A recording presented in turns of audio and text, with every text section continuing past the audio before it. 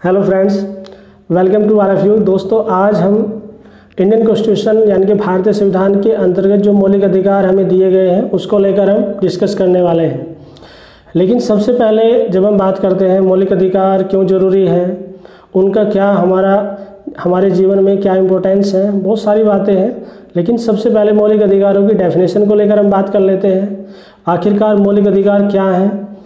सबसे पहले जब हम बात करते हैं वे अधिकार यानी कि मौलिक अधिकारों को बोला गया है कि वे अधिकार जो व्यक्ति के जीवन के लिए मौलिक और अनिवार्य यानी कि बहुत ही ज़्यादा जरूरी हो और इसी के साथ साथ में जो संविधान के द्वारा नागरिकों को दिए जाते हैं।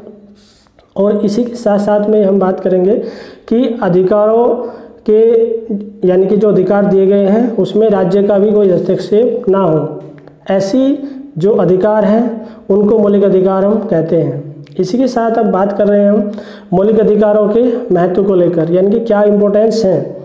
जनरली जब हम बात करते हैं मानवीय स्वतंत्रता के लिए मौलिक अधिकार बहुत ज़रूरी है और इसके साथ साथ में इनका संरक्षक यानी कि संरक्षण भी ज़रूरी है।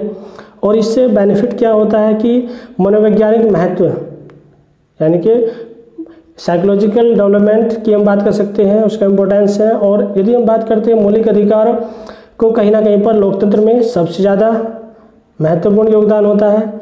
लोकतंत्र में ही सबसे ज़्यादा मौलिक अधिकार दिए जा सकते हैं। इसी के साथ साथ में लोकतंत्र के आधार स्तंभ इनको बोला गया है और बिना मौलिक अधिकारों के व्यक्तित्व का विकास नहीं हो सकता, यानी कि असंभव है, व्यक्ति का विकास नहीं हो पाएगा। अब इसके हम बात करते हैं इसके बाद हम मौलिक अधिकारों का ऐतिहासिक परिप्रेक्ष्य यानी कि historical perspective of fundamental rights. अब इसमें हम देखते हैं कि आखिरकार मौलिक अधिकारों को लेकर सबसे पहले कैसे कैसे कहाँ किस देश में वर्णन किया गया, स्टार्टिंग कहाँ से होती है। सबसे पहले हम बात करें ब्रिटेन में सबसे पहले इसका विकास किया गया और उसी के बाद इसको ब्रिटिश नागरिकों की हम बात करें लिखित रूप में उनको ये अधिकार दिए गए और इन सभी का जो एक कंप्लीट जो दस्तावेज जिसको हम कहते हैं इसको मैग्ना कार्टा के नाम से भी जाना जाता है। अब ब्रिटेन के बाद नेक्स्ट जो दूसरा देश है वो है फ्रांस की जब हम बात करें वहाँ पर राज्य क्रांति होती है फ्रांस में और इसकी स्टार्टिंग की जब हम बात करें 1789 में इसकी स्टार्टिंग की गई। और इसके बाद देखा जाए इस क्रांति का जो मेन मोटिव था वो था लिबर्टी यानी कि फ्रीडम चाहिए, इक्वलिटी चाहिए, समानता चाहिए और फ्रेटर्निटी भाईचारा, इन सभी का मैसेज दिया गया।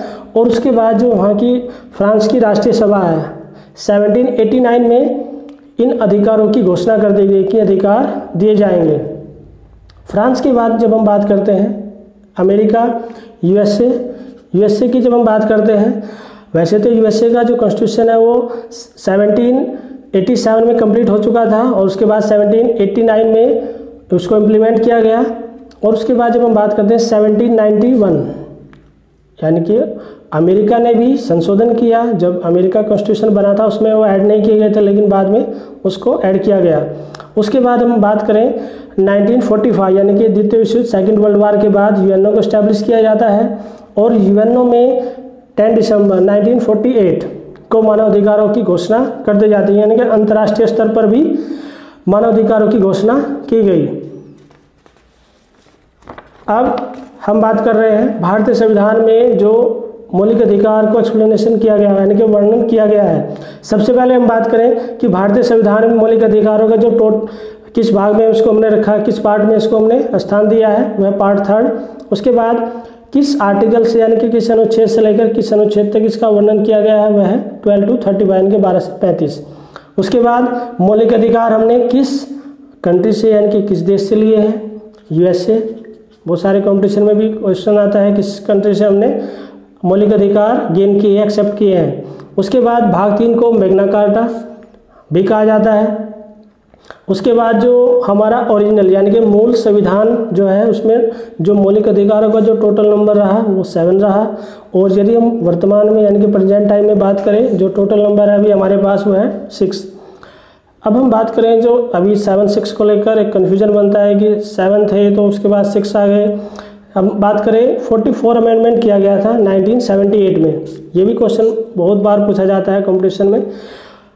उसमें 7 में जो हमारे पास हटाया गया है, हमने उसको संपत्ति के अधिकार को हटा करके मौलिक अधिकारों की सूची से हटाया और उसके बाद हम उसको लेकर के गए अनुच्छेद 300A यानी कि 300A, जिसको 300A क्या भी बोलते हैं, उसको कैसा गया, अब मौलिक अधिकार ना होकर के इसको लीगल राइट्स यानी कि वैधानिक अधिकार बना दिया गया। अब मौलिक अधिकारों में संशोधन भी हो सकता है, कौन कर सकती है, संसद कर सकती है।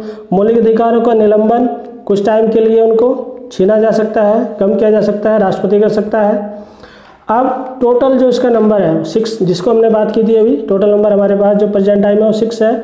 इसमें हम बात करें फर्स्ट समानता का अधिकार, राइट टू इक्वालिटी। इसमें आर्टिकल की यदि हम बात करें आर्टिकल 14 to 18, उसके बाद नेक्स्ट हमारे पास स्वतंत्रता का अधिकार जो आर्टिकल यानी कि अनुच्छेद में आता है 19 to 22। उसके बाद शोषण के विरुद्ध अधिकार, right against exploitation article 23 and 24 में आता है। उसके बाद धार्मिक स्वतंत्रता का अधिकार, right to freedom of religion जो आर्टिकल 25 to 28 तक है। उसके बाद सांस्कृतिक या संस्कृति व शिक्षा संबंधी अधिकार जो आर्टिकल 29 to 30 तक है। उसके बाद जो लास्ट हमारा है संवैधानिक उपचारों का अधिकार यानी कि राइट टू कॉन्स्टिट्यूशनल रेमेडीज, जिसका हम बात करें आर्टिकल 32 में है। अभी तक तो हम बात कर रहे थे टोटल जो हमारे पास मौलिक अधिकार है 6। अब इसका एक ट्रिक भी है हमारे पास, इसको हम कैसे याद करें। जनरली बहुत सारे कंपटीशन में कन्फ्यूजन बन जाता है कि हमें कैसे याद करना है कैसे नहीं, और हम बहुत सारे क्वेश्चन सही करते करते भी गलत कर बैठते हैं। सबसे पहले हम इसकी ट्रिक बनाई है हमने, जैसे हमने समानता का अधिकार, इसमें सह स्टार्टिंग का जो वर्ड लिया है हमने, उसके बाद 100, उसके बाद 100 फिर है, और उसके बाद शिक्षा, और उसके बाद उपचारों।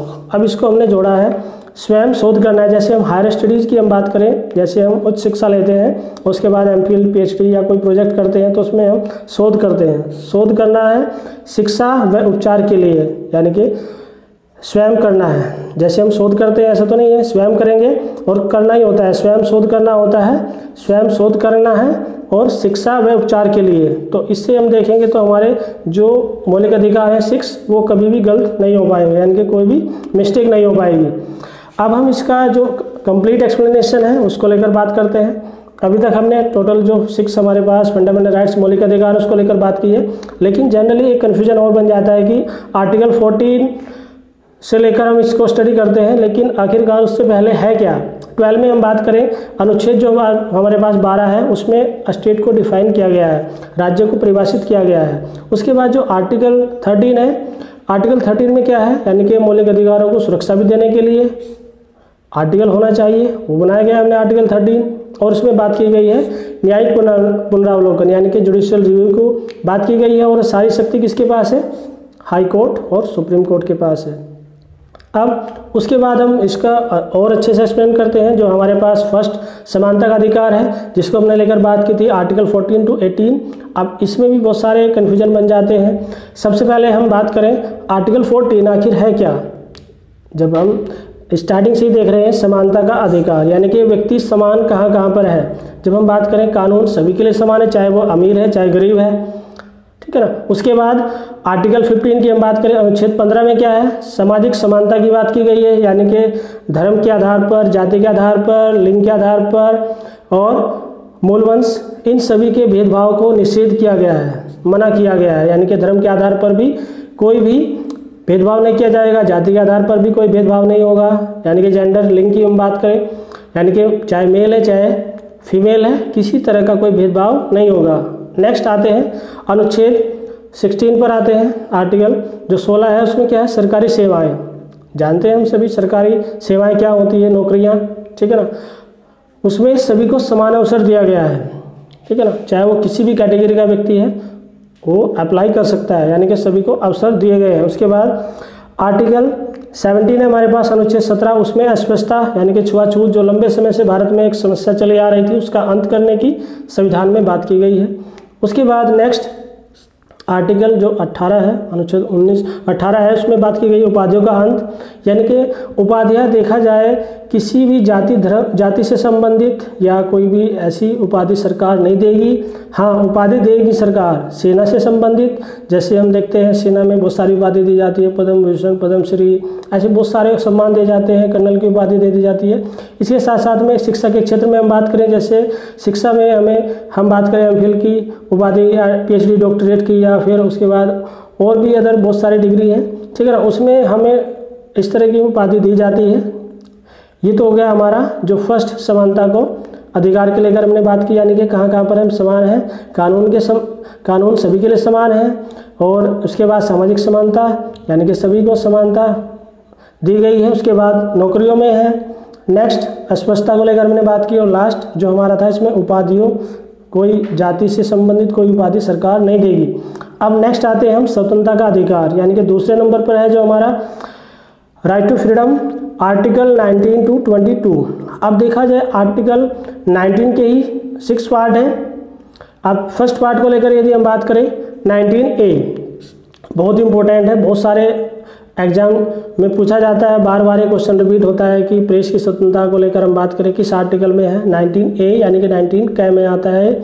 अब इसमें देखा जाए विचार और अभिव्यक्ति, यानी कि अपने विचार रखने की और बोलने की उसको आज़ादी दी गई, स्वतंत्रता दी गई है।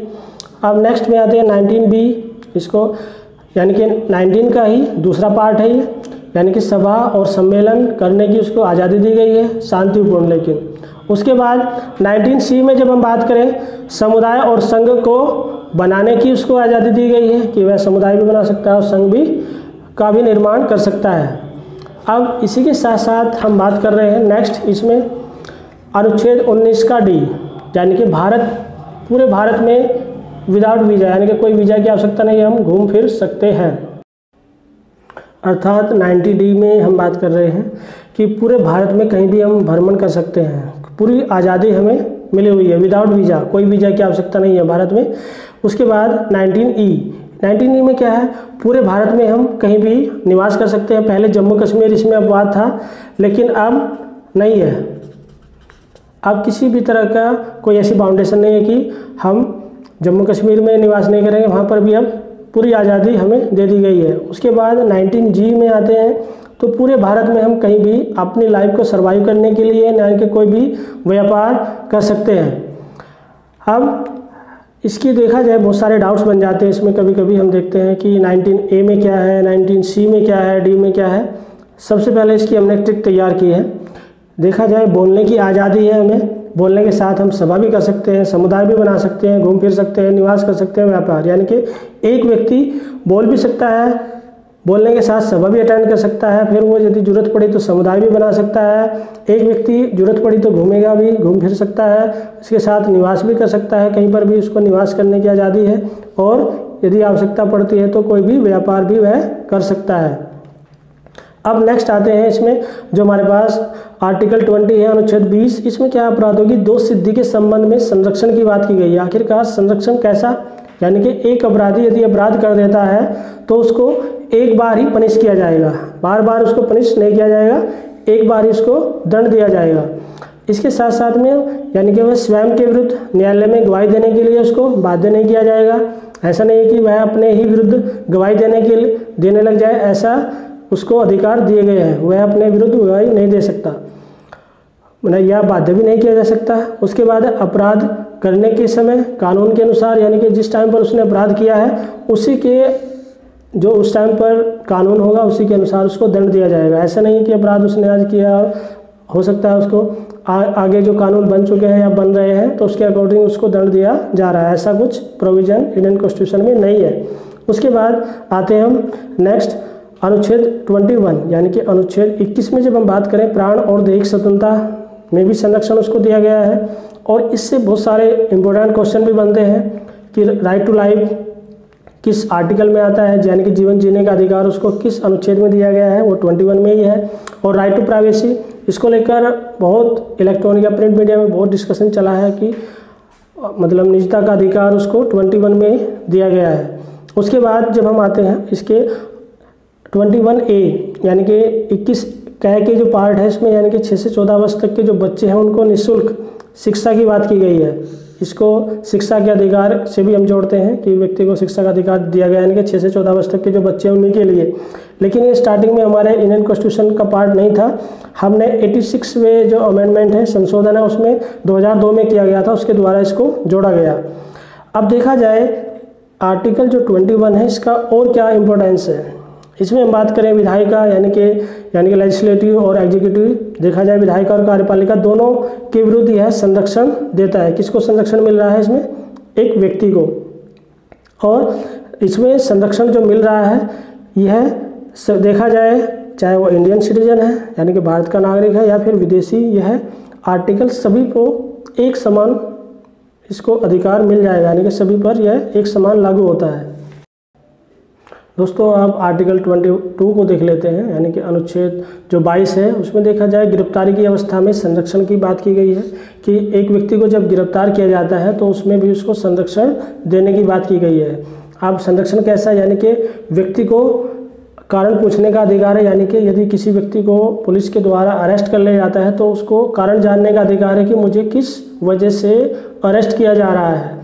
और यदि अरेस्ट भी कर लिया जाता है तो ऐसी अवस्था में 24 आवर्स यानी कि 24 घंटे के अंदर, यानी कि आने जाने का समय उसमें छोड़ना पड़ेगा और किसी भी जो व्यक्ति यानी कि अरेस्ट किया गया है उसको दंडाधिकारी के समक्ष जो उसको न्याय दे सके उसके समक्ष उसको प्रस्तुत किया जाएगा।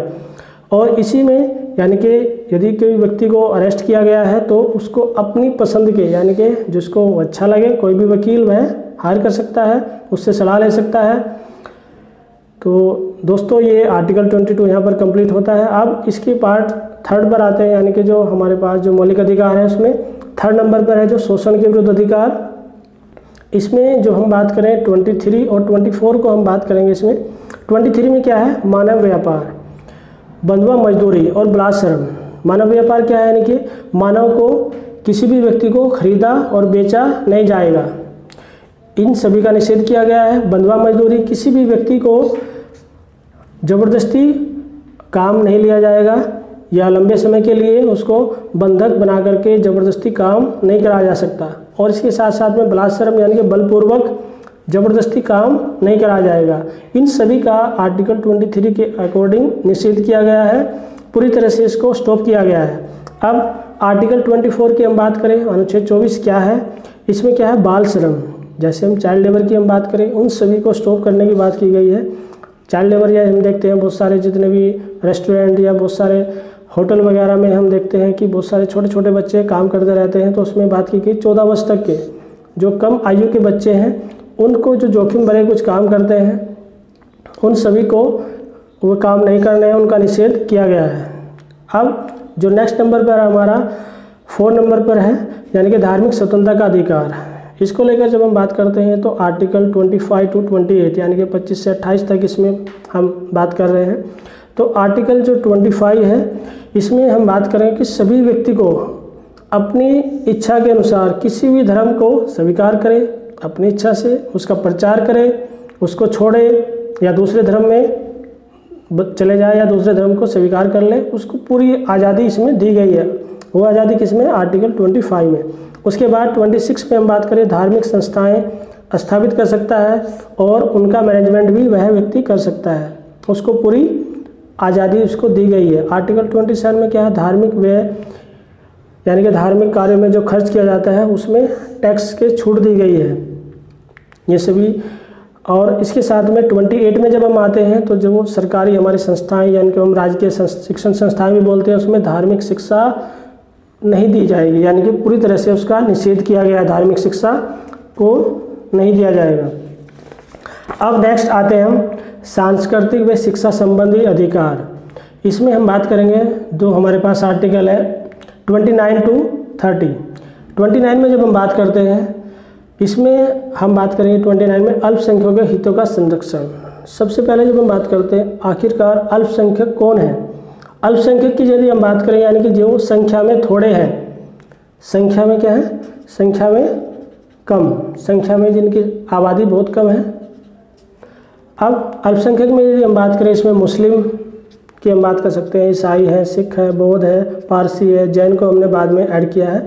ये सभी क्या है? हमारे अल्पसंख्यक ग्रुप कह सकते हैं इनको हम।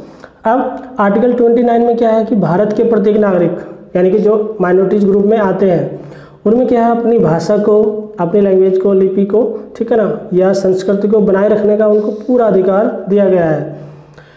इसके साथ में जब आर्टिकल 29 के बाद अब 30 पर आते हैं, अनुच्छेद 30 में क्या है, धर्म या भाषा पर आधारित सभी अल्पसंख्यक जो भी माइनॉरिटीज ग्रुप्स हैं वो अपनी शैक्षणिक संस्थाओं की स्थापना कर सकते हैं, उनको पूरा अधिकार दिया गया है। शैक्षणिक संस्थाओं के साथ साथ स्थापना के साथ साथ में जो भी मैनेजमेंट होता है वो सभी अपने अकॉर्डिंग अपनी इच्छा के अनुसार बनाए रख सकते हैं। अब लास्ट की हम बात करें संवैधानिक उपचारों का अधिकार पर आते हैं, जो कॉन्स्टिट्यूशनल रेमेडीज की हम बात करें, आर्टिकल 32 बहुत ही इंपॉर्टेंट है। यदि हम बात करें डॉक्टर बी आर अम्बेडकर जो संविधान निर्माता रहे, उनका अपना मानना था कि आर्टिकल जो 32 है इस अनुच्छेद को यानी कि संविधान का हृदय और आत्मा, हार्ट एंड सोल भी बोला गया है। और डॉक्टर बी आर अम्बेडकर का अपना एक विचार भी है, उन्होंने कहा था यदि कोई मुझसे पूछे, यदि कोई मेरे से जानना चाहे कि किस अनुच्छेद के बिना संविधान शून्य यानी कि मृत प्राय हो जाएगा, बिल्कुल जीरो हो जाएगा, तो वह क्या है, आर्टिकल 32 है। उन्होंने इशारा किया था कि आर्टिकल 32 है। अब देखा जाए जो 32 हमारे पास आर्टिकल है उसमें सुप्रीम कोर्ट यानी कि उच्च न्यायालय 32 के अकॉर्डिंग वो सारे रिटे के माध्यम से प्रॉब्लम को सोल्व कर सकता है। और उसके साथ में जो हमारे पास आर्टिकल 226 है उसमें हमारे पास जो हाई कोर्ट है, उच्च न्यायालय है, उसके माध्यम से रिटे जारी की जा सकती है। इसमें हम बात करें अब रिटे, हमारे पास 5 टाइप के रिटे हैं, जिसमें हम बात करें फर्स्ट बंदी प्रत्यक्षीकरण, जिसको हाबिस कॉर्पस भी बोलते हैं हम। बंदी प्रत्यक्षीकरण का मतलब क्या है कि व्यक्ति को बंदी बना लिया जाता है यदि, तो ऐसी अवस्था में उसको 24 घंटे के अंदर यानी कि आने जाने का समय छोड़कर उसको बंदी बना तो लिया गया है, लेकिन आने जाने के समय छोड़कर उसको किसी भी दंडाधिकारी के समक्ष प्रस्तुत किया जाएगा। यह अधिकार हमें कौन दे रहा है, आर्टिकल 32 यानी कि अनुच्छेद 32 के आधार पर ही हमें यह अधिकार मिल रहा है कि बंदी की अवस्था में बंदी बनाए गए व्यक्ति को भी उसके अधिकार उसको मिलेंगे जो मिलने चाहिए उसको। उसके बाद नेक्स्ट आते हैं परमादेश मैंडामस। आखिर इसका मतलब क्या है, परमादेश का मतलब है हम आदेश देते हैं। आखिर हम आदेश देते हैं इसका मतलब क्या है, यानी कि इसके तहत क्या है कि कोर्ट है हमारे पास, न्यायालय है, किसी व्यक्ति को आदेश दे सकती है, संस्था को आदेश दे सकती है, या फिर अपने अधीन जो न्यायालय है, जैसे हम बात करें हमारे पास हाई कोर्ट है, तो हाई कोर्ट किसको देगा आदेश, डिस्ट्रिक्ट कोर्ट को दे सकता है, ठीक है ना।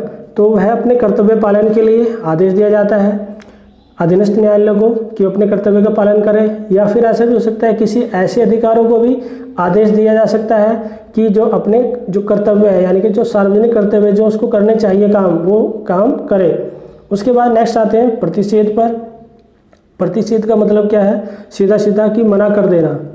अब मना किसको करना है, इसमें हम बात करें ऊपरी न्यायालय, जैसे हमारे पास बात करें सुप्रीम कोर्ट है, सुप्रीम कोर्ट हाई कोर्ट को मना करें किस काम के लिए, यानी कि जो ऊपरी न्यायालय है वो किसको देंगे, निम्न न्यायालय को आदेश देंगे कि यह जो काम आप कर रहे हैं यह आपके अधिकार क्षेत्र में नहीं है।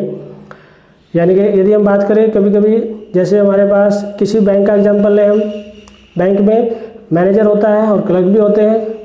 ऐसा तो नहीं हो सकता कि कहीं क्लर्क किसी मैनेजर को ऑर्डर दे कि ये काम करो, नहीं, मैनेजर ही किसको ऑर्डर दे सकता है, क्लर्क को ऑर्डर दे सकता है। उसी तरह से ठीक वही कंडीशन है कि हाई कोर्ट है, हाई कोर्ट किसकी सुनेगा, सुप्रीम कोर्ट की सुनेगा, और सुप्रीम कोर्ट किसको आदेश दे सकता है, हाई कोर्ट को।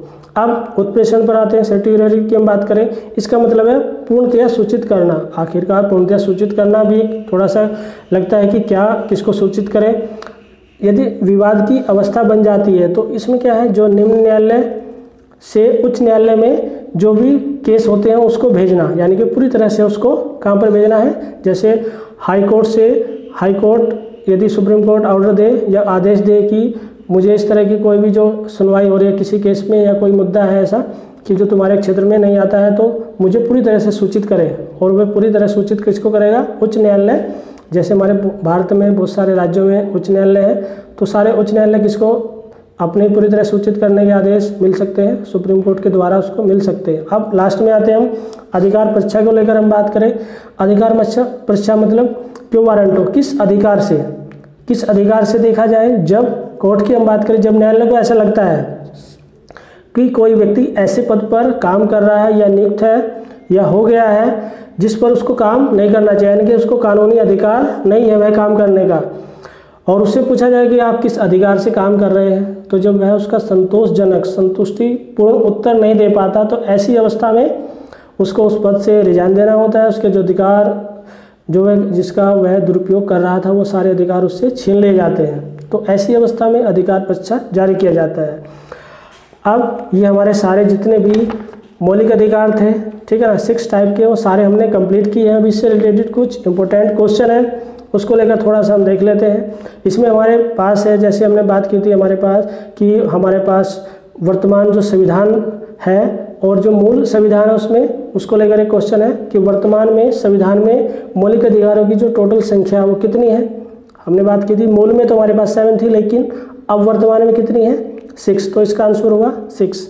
उसके बाद अस्पष्टता का अंत को लेकर बात की जाए, ये बहुत सारे कंपटीशन में आता है कि अस्पष्टता का अंत किस अनुच्छेद में बात की गई है, तो हमने बात की थी आर्टिकल 17 इसका सही है।